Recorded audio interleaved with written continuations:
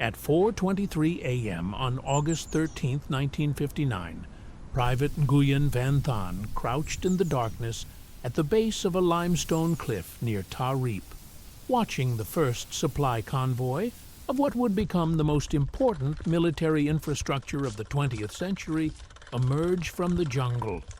He had no maps, no modern equipment, no support beyond the 439 other soldiers of Group 59 scattered through these mountains.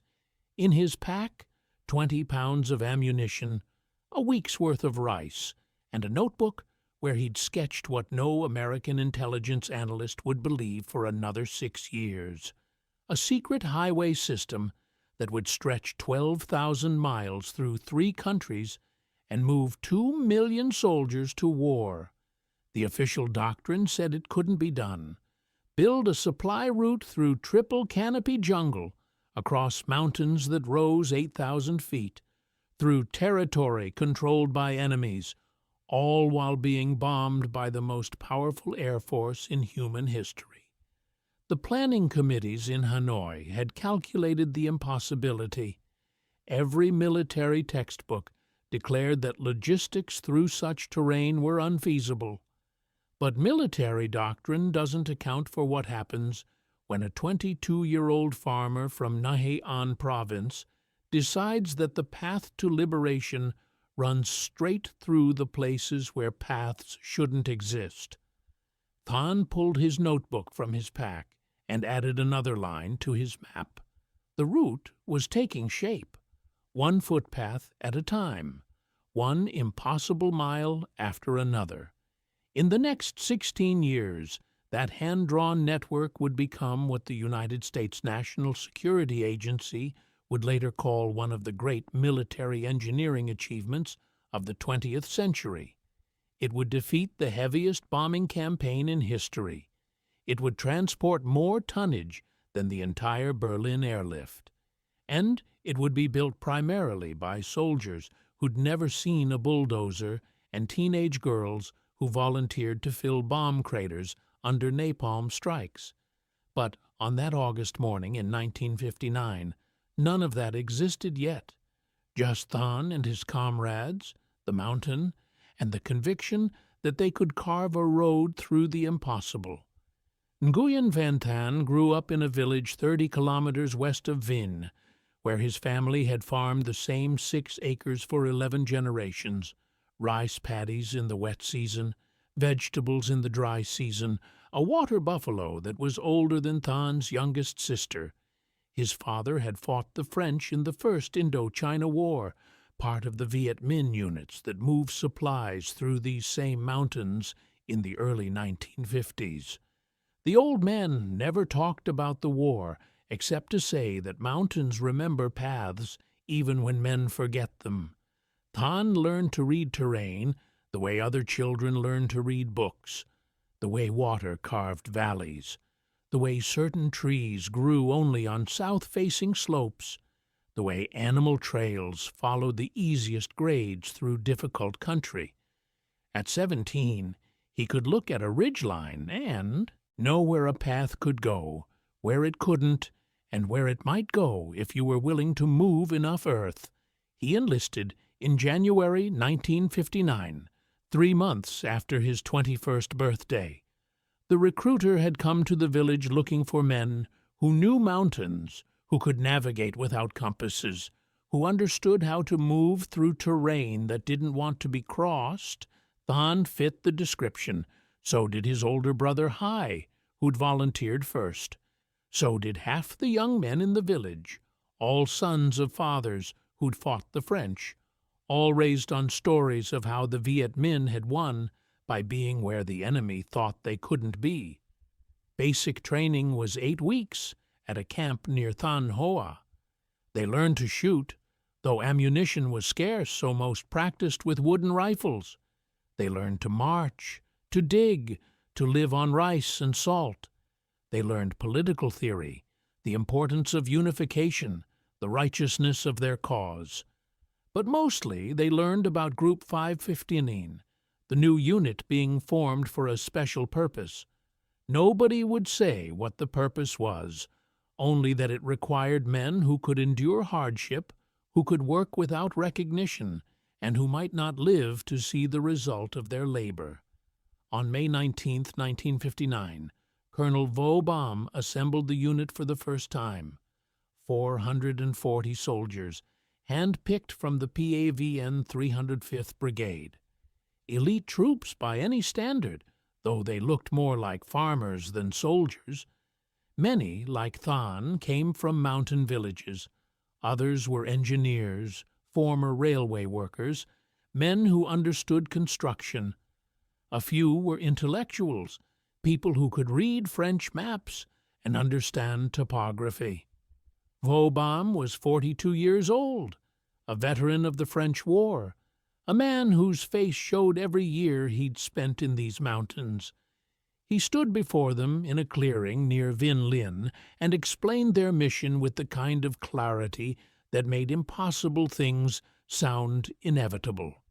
"We are going to build a road," he said, "from here to the south, through Laos, through Cambodia, into the territories that need our support. The Americans will try to stop us. The French never found the routes we used. The Americans have better planes, better bombs, better technology. But they don't have what we have. They don't know these mountains. They don't understand that a path isn't something you find. It's something you make." Than wrote every word in his notebook. Years later, after the war, after he'd survived things that should have killed him, he would tell his children that this was the moment he understood what they were attempting. Not just a supply route, not just a military necessity. They were going to build a road that shouldn't exist, through country that wouldn't permit it, under bombing that should make it impossible. And they were going to do it because the alternative was losing everything they'd fought for. The first convoy left on the night of May 23, 1959. 50 men, moving on foot, carrying supplies on their backs and on modified bicycles. French Peugeot frames, reinforced with extra steel, fitted with extended handlebars and bamboo platforms that could carry 400 pounds. The bicycles were ingenious, designed by mechanics who'd never had formal training, but understood weight distribution and stress points with the intuition of people who'd fixed farm equipment their entire lives. Than was assigned to the advance team, the group that moved ahead of the convoy to scout routes and mark paths. His brother Hai was in the main column, responsible for managing the bicycle teams. They said goodbye that morning with the formality of men who knew this might be the last time. Hai gave Than his good compass, the one their father had taken from a French officer in 1954. Than gave Hai his watch, which didn't work but had sentimental value. "Keep the path clear," Hai said. "Keep moving forward," Than replied. The initial route followed old Viet Minh trails from the First Indochina War, paths that had been used for centuries by traders and hunters. But these were footpaths, barely wide enough for single-file travel, overgrown and unmaintained. The advance team's job was to transform them into something that could handle sustained military traffic. They moved at night, always at night. The motto that would define Group 559 for the next 16 years. Move with no road, live with no roof, cook with no smoke. Than's team consisted of 6 men, himself, 2 other scouts, 2 engineers, and 1 political officer whose main job seemed to be writing reports nobody would read. They carried machetes, shovels, rope, and surveying equipment that consisted mostly of Than's eyeball calculations and his father's compass. When they found a section of trail too narrow, they widened it. When they encountered a stream too deep to ford, they built a temporary bridge from bamboo and vines. When the path climbed too steeply, they cut switchbacks. Every modification was documented in Than's notebook. Location, dimensions, obstacles, enemy presence. The first week, they covered 40 kilometers. The second week, 32. By the third week, they'd established a routine that would define trail construction for years to come. Move at night, hide during the day, work in silence, communicate through hand signals, leave no trace that would be visible from the air. The advance team would scout and mark the route. The main column would follow and improve it, and the rear guard would erase evidence of their passage. The terrain was merciless. The Truong Son mountain range, which the Americans would later call the Annamite Cordillera, was 500 kilometers of jungle-covered peaks, river valleys so steep they seemed carved by violence, and limestone karst formations that created caves, sinkholes, and underground rivers. Triple canopy jungle meant 3 layers of forest, the high canopy at 40 meters, the middle canopy at 20 meters, and the understory thick with vines, thorns, and plants that could slice skin like razors. In the rainy season, which lasted 6 months, the trails became rivers of mud. In the dry season, dust choked everything. The heat was constant, suffocating, the kind of wet heat that made clothes rot and metal rust and turned small cuts into infected wounds. Leeches were everywhere, dropping from branches, crawling up legs, attaching to any exposed skin. Malaria was endemic. Dengue fever was common. Dysentery was expected. Thanh lost 15 pounds in the first month. His feet were masses of blisters that never fully healed. His hands were cut from machete work, permanently stained from handling rusty equipment. But the path kept extending, kilometer by kilometer, footfall by footfall. On August 13, 1959, the first supply convoy reached Riep, on the border between Laos and South Vietnam. 8 days to cover a route that would eventually take 3 months, but they'd done it. 20 boxes of ammunition, 78 rifles, medical supplies, and propaganda materials. The delivery was symbolic more than tactical, but it proved the concept. A supply line was possible. Than's notebook entry that night was brief. The road exists because we walk it. By the end of 1959, Group 559 had transported 7,000 infantry weapons and facilitated the movement of 500 cadre members to the south. The route was still primitive, still dangerous, still barely functional. But it was there, and in Hanoi, military planners were beginning to understand what they had. Not just a supply line, but the strategic key to the entire war.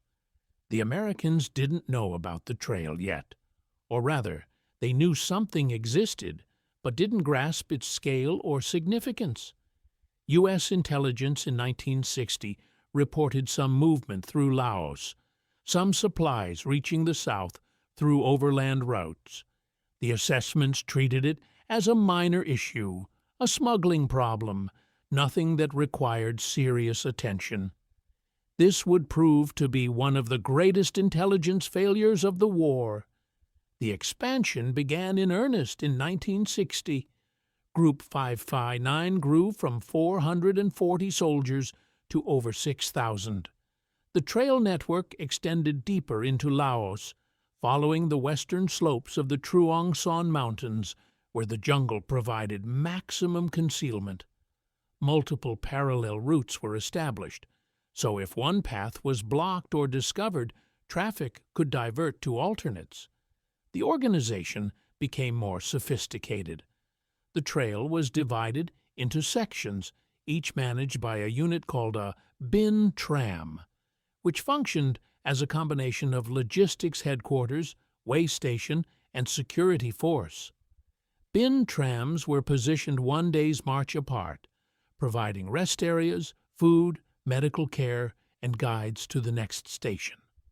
By 1965, there would be 45 of these stations operating simultaneously. Thanh was promoted to section leader in early 1961, responsible for maintaining a 30-kilometer stretch of trail near the Mugia Pass, one of the critical mountain passages between North Vietnam and Laos.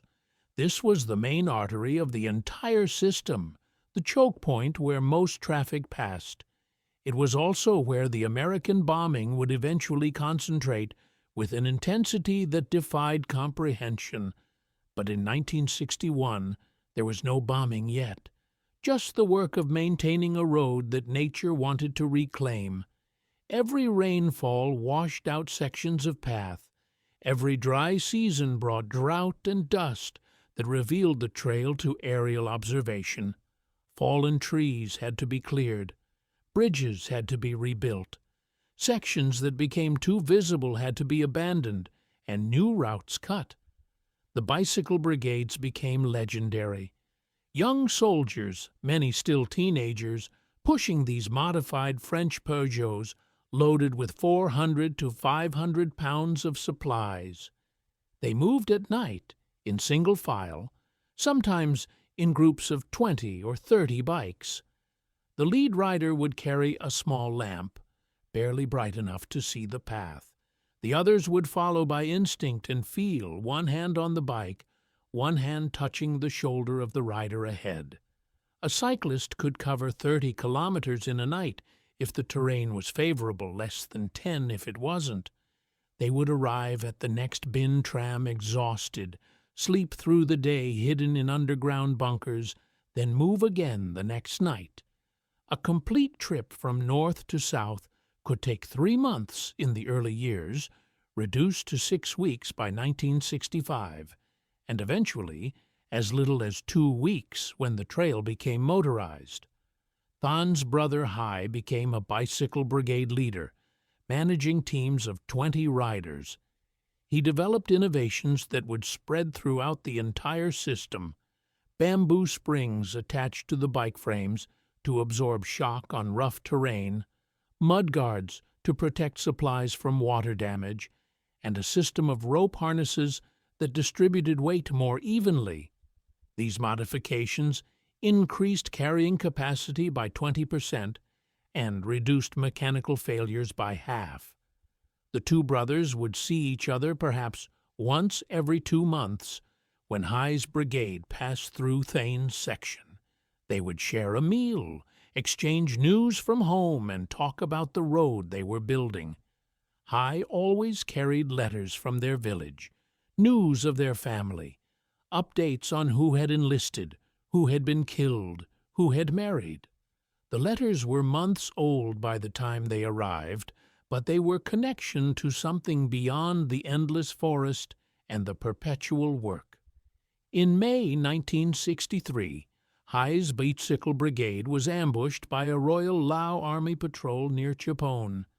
3 soldiers were killed, including Hai. He was 26 years old. His body was buried in one of the military cemeteries that were beginning to line the trail, marked with a simple wooden post that would rot away within a year. Than received the news 2 weeks later through official channels. He requested permission to visit the grave. Permission was denied. The war was escalating. American involvement was increasing, and the trail was about to become the most heavily bombed piece of real estate in human history. The systematic American bombing of the Ho Chi Minh Trail began on December 14, 1964, with Operation Barrel Roll. Initial strikes focused on northern Laos, targeting suspected supply routes and storage facilities.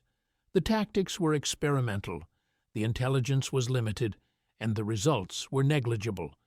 But the Americans were learning, and so was Than. The first bombing raid he experienced personally came in February 1965. 3 F-105 Thunder Chiefs attacking a section of trail 10 kilometers from his position. He heard them before he saw them, the distinctive scream of jet engines at high altitude. Then the impacts, a rolling thunder that seemed to shake the mountains themselves. Trees exploded, earth fountained skyward, the jungle burned. Thanh and his team huddled in a cave and waited for it to end. When the planes departed and the silence returned, they emerged to assess the damage. The trail section they'd spent 3 weeks building was destroyed. Craters 15 feet deep, trees shredded. The ground itself altered, shaped by violence into a landscape of raw wounds. By dawn, they were repairing it. The motto of Group 559 had evolved: build roads to advance, fight the enemy to travel. When the Americans bombed a section, it would be repaired within 24 hours. When they destroyed a bridge, 3 alternate routes would appear. When they cratered a pass, the trail would shift to bypass it. The bombing intensified throughout 1965. Operation Steel Tiger launched in April, focusing on the southern Laotian Panhandle. Operation Tiger Hound began in December, targeting areas near the South Vietnamese border. The number of sorties increased from 20 per month to over 1,000. The tonnage of bombs dropped began to approach, then exceed what had been dropped on Germany in World War II. Thanh watched his section of trail get bombed 17 times in 1965 alone. He lost 11 men to the raids, 3 to direct hits, 8 to the secondary effects, collapsed caves, triggered landmines, jungle fires that moved faster than people could run. The memorial cairns along his section multiplied, each pile of stones representing someone who'd been there one moment and wasn't the next. But the trail kept functioning. In fact, it was expanding. In 1964, Group 559 had transported an estimated 8,000 soldiers and 1,200 tons of supplies to the south. In 1965, despite the bombing, those numbers increased to 12,000 soldiers and 2,000 tons of supplies. In 1966, the figures jumped to 60,000 soldiers and 5,000 tons of supplies. The Americans were bombing the trail into oblivion every night, and every night the Vietnamese were rebuilding it faster than it could be destroyed. The secret was redundancy, adaptability, and sheer human will. The trail wasn't a single road. It was a network, a web, a living organism that could reroute around damage. American pilots called it a spider web on top of a spider web. Intelligence analysts compared it to a rhizomatic system, like grass roots spreading through soil. Vietnamese engineers called it what it was: survival architecture. Than's role evolved from trail builder to trail defender. His section became a model for the entire system, studied and replicated along the thousands of kilometers of pathway. The techniques they developed would save thousands of lives and keep supplies moving through the heaviest bombing campaign in history. The first principle was concealment. Every meter of trail had to be invisible from above. This meant using natural cover where possible, building artificial cover where necessary. Bamboo frameworks were constructed over exposed sections, creating lattices that held leaves and branches to form false canopies. From 500 feet up, where most reconnaissance flights operated, the trail looked like unbroken jungle. The second principle was dispersion. Supplies were never concentrated in single locations where one bomb could destroy everything. Storage caches were small, numerous, and scattered. Fuel was stored in 50-gallon drums buried underground, connected by hidden pipelines. Ammunition was dispersed in small bunkers every few hundred meters. Medical supplies were kept in cave systems that honeycombed the limestone karsts. The third principle was adaptation. When the Americans developed new bombing techniques, the Vietnamese developed new countermeasures. When motion sensors were deployed, soldiers learned to move in patterns that didn't trigger them. When infrared detection was introduced, they discovered that covering trucks with foliage still warm from the day's sun confused the signatures. When acoustic sensors were airdropped to detect truck engines, repair crews found them and repositioned them near streams and waterfalls to create false positives. The youth volunteer brigades became crucial. These were primarily teenage girls from North Vietnam, volunteers who signed up for multi-year assignments on the trail. They repaired roads, diffused unexploded ordnance, drove trucks, and performed medical care. Official records state that between 1965 and 1975, 17,000 youth volunteers worked on the trail.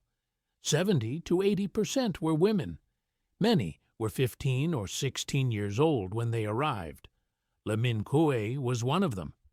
15 years old in 1965 when she defied her parents and volunteered. She would spend 4 years on the trail, filling bomb craters, building bridges, burying bodies, and living in conditions that would have broken most adults. Years later, as a celebrated writer, she would describe those years as terrible but also beautiful, a time of love and purpose and belief that made survival possible even in impossible circumstances. The work was staggering in its scope and danger.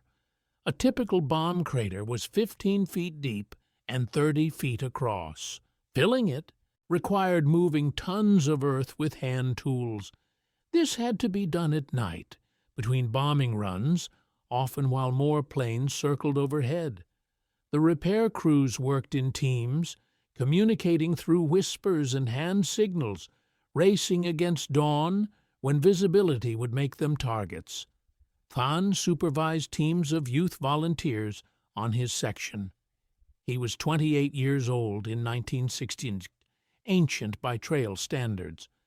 Most of the workers were teenage girls who called him Uncle despite the small age difference.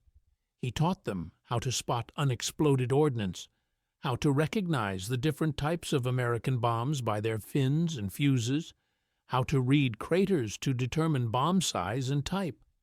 One girl, Tran Thi Mai, was 16 when she joined Than's crew in early 1966. Tiny, barely 5 feet tall, she could carry 50 pounds on her back through terrain that exhausted men twice her size.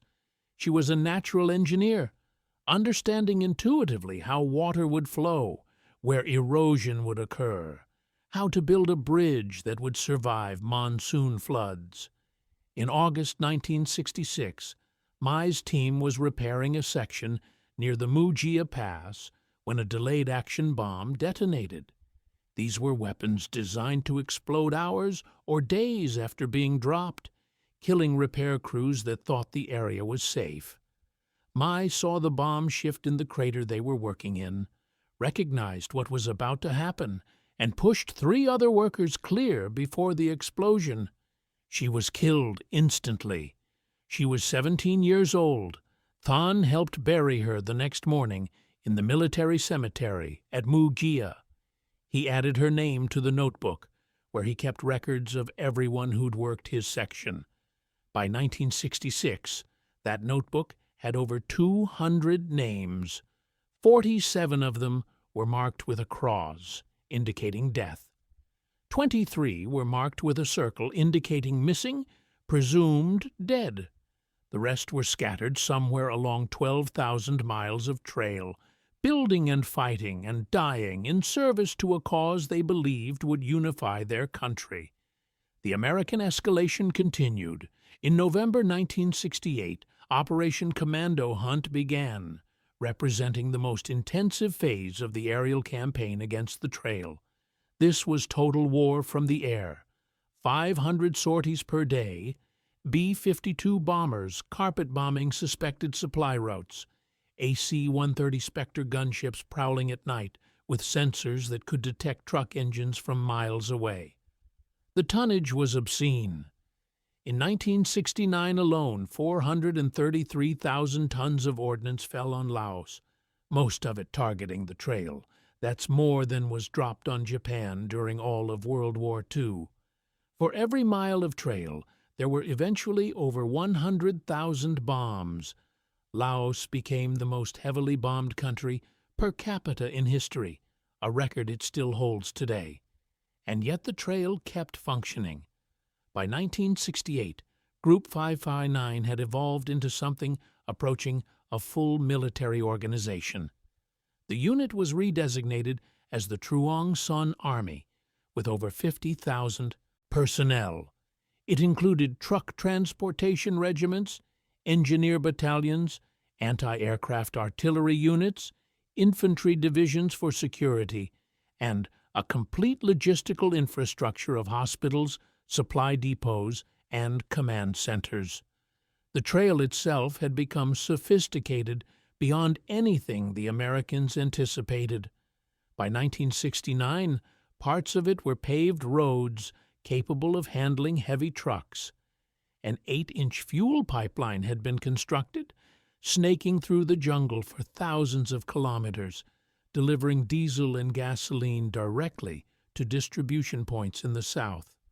Way stations had expanded into underground complexes with barracks, hospitals, workshops, and storage facilities, all masked by jungle cover and reinforced against bombing.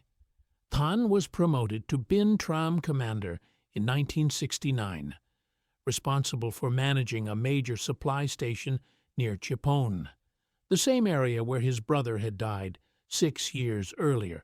The position came with authority over 300 personnel, responsibility for 40 kilometers of trail, and the expectation that he would keep supplies moving no matter what the Americans threw at him. The statistics from his section in 1969 tell the story of the entire war. Bombed 217 times, repaired 218 times, supplies delayed by bombing for a total of 14 days out of 365. Loss rate from enemy action 3.4%. Loss rate from disease and accident 11%. The Americans were destroying everything they could see, but they couldn't see enough, and they couldn't bomb fast enough to overcome the determination of people who understood that every ton of supplies delivered was a step toward ending the war. The AC-130 Spectre gunships were the most fearsome weapons in the American arsenal. Flying at night, with infrared sensors, radar, and side-mounted cannons capable of firing 6,000 rounds per minute, they could obliterate entire truck convoys in seconds. The official North Vietnamese history of the war called them the most formidable adversary. Thanh learned to hate the sound of them. They circled slowly, deliberately, searching. When they found a target, the sound changed, a deeper roar as the cannons opened up. He watched them destroy 17 trucks in a single night in October 1969, turning a convoy into burning wreckage scattered across 5 kilometers of trail. The countermeasures evolved constantly. Truck drivers learned to move in brief sprints, never staying on the road longer than necessary. Decoys were employed, burning fires positioned to look like truck exhaust from infrared sensors. False radio traffic was broadcast to confuse intelligence, and always the trail kept multiplying, new routes appearing faster than the Americans could map them. By 1970, the Americans had moved 6,000 sensors along the trail, electronic devices airdropped to detect movement, sound, and heat. The Igloo White program cost billions and employed some of the most advanced technology of the era. Data from the sensors was collected by orbiting aircraft, relayed to a processing center in Thailand, analyzed by computers, and used to direct bombing runs. It worked to a degree. Truck destruction rates increased. Supply delivery became more dangerous, but the system couldn't overcome the fundamental problem. There was too much trail, too many trucks, too many dedicated people working to keep it open. Than's team learned to find the sensors and disable them. Some were repositioned near waterfalls to create false readings. Others were buried. A few were brought back to base and studied to understand their capabilities and limitations. The Americans were fighting with technology. The Vietnamese were fighting with adaptation, creativity, and the knowledge that came from living in the terrain they were defending. The human cost was staggering. By 1971, over 10,000 Vietnamese had died along the trail officially. The real number was certainly higher. Disease killed more people than bombs. Malaria, dengue fever, dysentery, infections from minor wounds that became major. The cemetery at Mugia alone held over 10,000 graves. Thanh survived by luck, adaptation, and the kind of fatalism that comes from watching people die for years. He contracted malaria 3 times, dengue once, spent 2 months in a trail hospital recovering from shrapnel wounds when a bomb hit near his command bunker. He lost hearing in his left ear. His lungs were damaged from breathing smoke and chemical defoliants. His hands had permanent nerve damage from handling unexploded ordnance, but he kept working because the trail kept functioning, and the trail kept functioning because people like him refused to stop.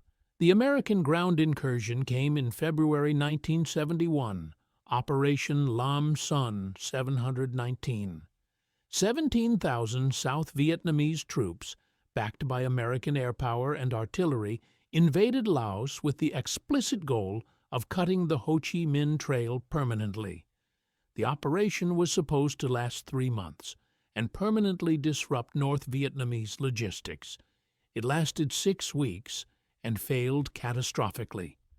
The South Vietnamese forces advanced into prepared defenses, faced overwhelming resistance from regular North Vietnamese units, and withdrew in disorder after suffering heavy casualties.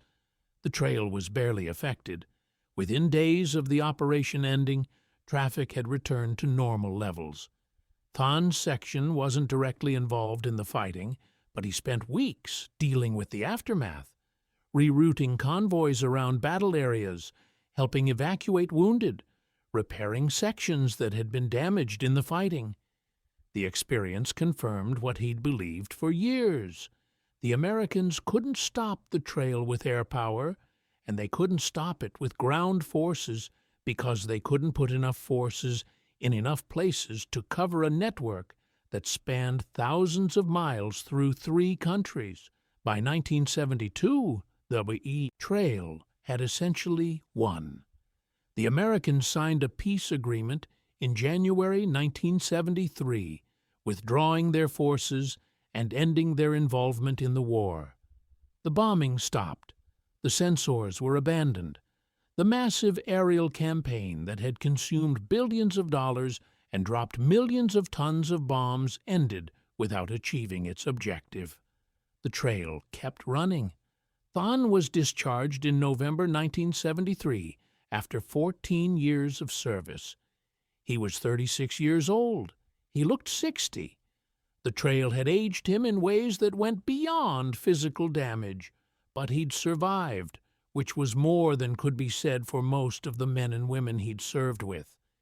He went home to his village near Vinh. His parents were alive but elderly. His youngest sister had married a man from a neighboring village. The family farm was still there, the same 6 acres, though it had been worked by others in his absence. He tried to farm. The work was simple compared to what he'd been doing, but his body wouldn't cooperate. His hands shook from nerve damage. His lungs couldn't handle the exertion. He would wake at night thinking he heard jets, his mind convinced that bombs were falling, his body reacting to threats that no longer existed. In 1975, the North Vietnamese launched their final offensive. The trail, now fully developed with paved roads and multiple lanes in places, delivered the men and material for the invasion that overran South Vietnam in 55 days. Tanks and trucks that had traveled the entire length of the system emerged from the jungle west of Saigon, part of the force that captured the city and ended the war. Thanh watched the news from his village. He felt pride, satisfaction, and a hollowness that wouldn't leave.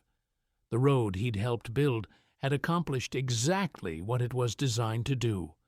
The cost of that accomplishment was written in the scars on his body and the names in his notebook.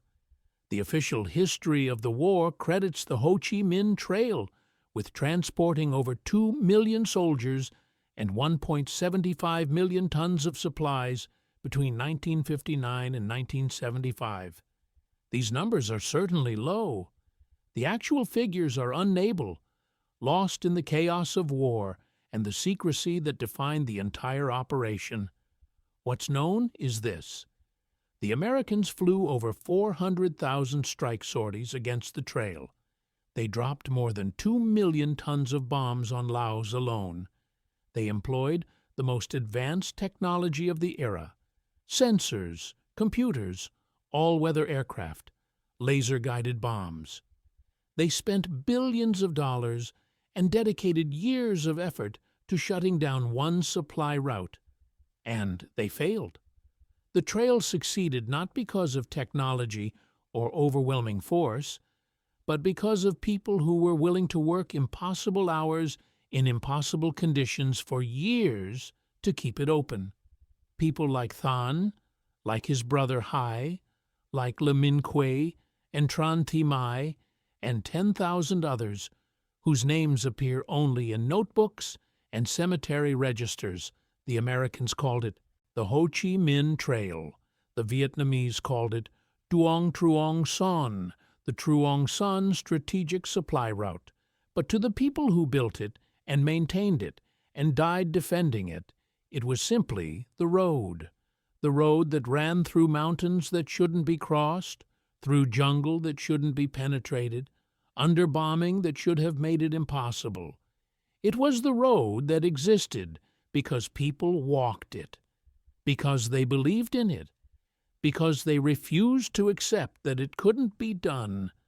Nguyen Van Thanh died in 1994 at age 57, heart failure, complicated by lung damage from years of chemical exposure.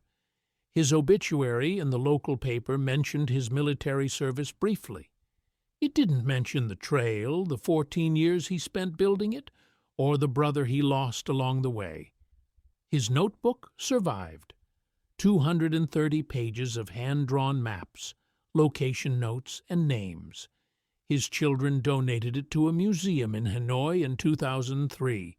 It sits in the archives now, one of thousands of similar documents, physical evidence of how an impossible engineering project was accomplished by people who refused to believe it was impossible. The trail itself still exists. Parts of it have been incorporated into Highway 15, a modern paved road that connects North and South Vietnam. Other sections have been reclaimed by jungle, the earth slowly erasing the scars. But if you know where to look, if you understand what you're seeing, you can still find it. Crater fields now overgrown with vegetation, rusted bicycle frames hanging from trees, bomb fragments that will remain dangerous for centuries. And the cemeteries, 72 of them along the route, holding the remains of people who died, building and defending the road that won the war. Most graves are marked with simple stones, names and dates eroded by weather. Some have no markers at all, just the knowledge that someone is buried there, someone who believed that the road mattered more than their own survival. In 2000, the Vietnamese government began construction of the Ho Chi Minh Highway, an 8-lane modern expressway following the approximate route of the original trail. It's a needed addition to the country's infrastructure. It's also a memorial, a physical acknowledgement that the trail wasn't just military necessity, but national mythology. The story of how a country won its independence through determination that bordered on madness. The engineering lessons from the trail are taught in military academies worldwide. How to build and maintain logistics networks in hostile territory. How to defeat overwhelming technological advantage through adaptation and redundancy. How to sustain operations under the most intensive bombing campaign in history. But the human lessons are simpler and more profound. What people can accomplish when they believe in something completely. What determination looks like when it's pushed to the absolute limit. And what happens when you ask ordinary people to do impossible things and they decide that impossible is just a word. The official statistics say that Group 559 and its successor organizations moved 2 million soldiers to war. But those 2 million soldiers were moved by people like Thanh, one convoy at a time, one repaired bridge at a time, one filled crater at a time. The great military achievement was built from 10 million small acts of labor, courage, and will. The trail worked because people made it work, because teenage girls filled bomb craters under fire, because bicycle teams pushed 500 pounds through mud that would swallow trucks, because engineers built bridges from bamboo and rope that carried tonnage they had no right to support, because men like Thanh spent 14 years living in caves and eating rice and mapping routes through terrain that wanted them dead. And they did it because someone had to, and they'd volunteered. The Americans had better weapons, better planes, better technology, better everything, except the one thing that mattered most. They didn't have people who were willing to spend 14 years building a road through hell because they believed the road was the path to freedom. That's not in the military analysis, that's not in the after-action reports, that's not in the strategic assessments of why the bombing campaign failed. But it's the truth. The trail existed because Thanh and people like him decided it would exist. They built it with shovels and faith. They maintained it with blood and conviction. They defended it with lives they considered cheap compared to the goal they served. And when the war ended, when the last convoy rolled south to capture Saigon, when the Americans went home and the bombing stopped, and the reunification they'd fought for finally happened, Thanh went back to his village and tried to farm 6 acres and never talked about what he'd done. Because that's what soldiers do. They do impossible things. They survive impossible odds. And then they come home and try to live normal lives and pretend that the impossible things were just their job. The road remembers, even if the men forget. The trail is still there, physical proof that the impossible is just a matter of determination, that technology can be defeated by will, that the side with the most bombs doesn't always win. Sometimes the side that refuses to quit wins. Sometimes the side that's willing to spend 14 years pushing bicycles through bombing wins. Sometimes the side that believes completely in their cause wins, even when every rational analysis says they should lose. That's the lesson of the Ho Chi Minh Trail.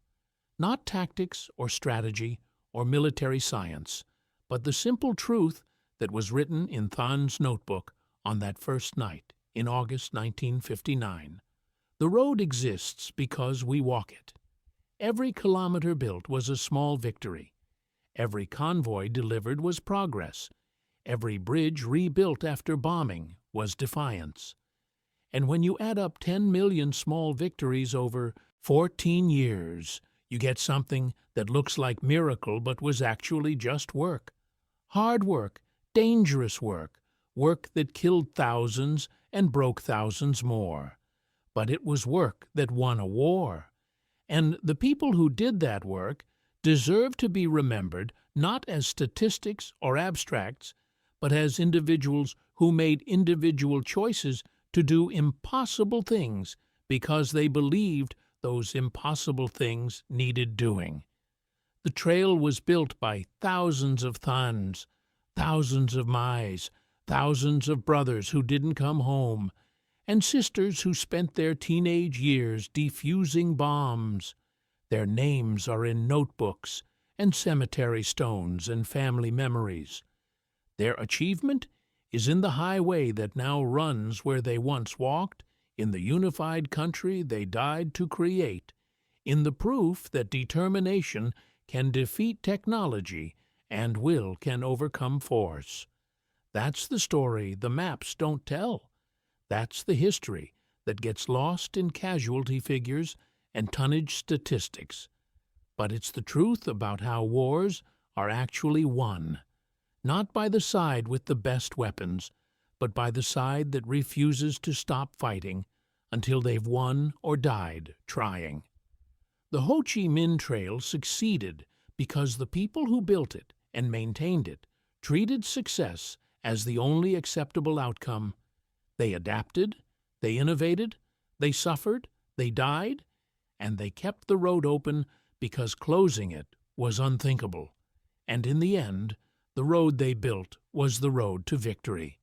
Not because it was a good road, or an easy road, or even a particularly smart road, but because it was their road, built with their hands, watered with their blood, and they were willing to pay any price to keep it open. Sometimes that's all it takes to change history. A road that shouldn't exist, built by people who refused to accept that it couldn't be done, maintained against impossible odds by sheer human determination. The trail was never just logistics. It was proof of concept, proof that ordinary people could accomplish extraordinary things, proof that technology has limits and will has none, proof that the impossible is just what we call the difficult before someone does it. Than's notebook ends in November 1973, his last entry before discharge. The road continues, we can rest. 50,000 people over 14 years, 10,000 dead. Numbers that don't capture what it meant, what it cost, what it accomplished, but the road remembers, and that's enough.